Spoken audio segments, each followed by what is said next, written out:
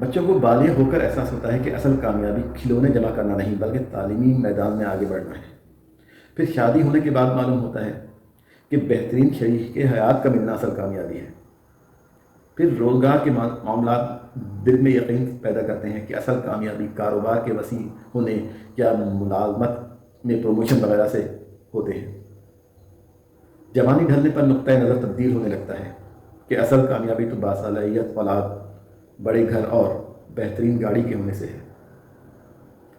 پھر بڑھاپے میں انسان کے نزدیک اصل کامیابی کا پیمانہ بیماریوں سے بچ کر جسمانی اور دماغی تندرستی کا برقرار رہنا پایا جاتا ہے۔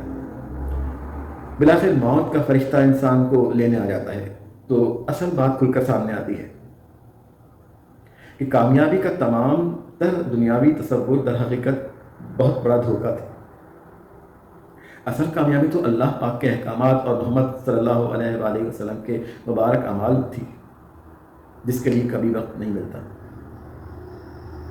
لہذا انسان کو چاہیے کہ اپنی روزمرہ کا زندگی میں روزانہ کی بنیاد پر اپنا محاسبہ کرے اور صبح سے شام تک ہونے والے انجام دینے والے روٹین میں ایسے کاموں کی بالخصوص نماز سمیت دینی امور کی پابندی فرمائے۔ اللہ تعالیٰ سے دعا ہے کہ ہمیں کامیابی عطا فرمائے۔ اللہم صلی علی محمد و علی محمد۔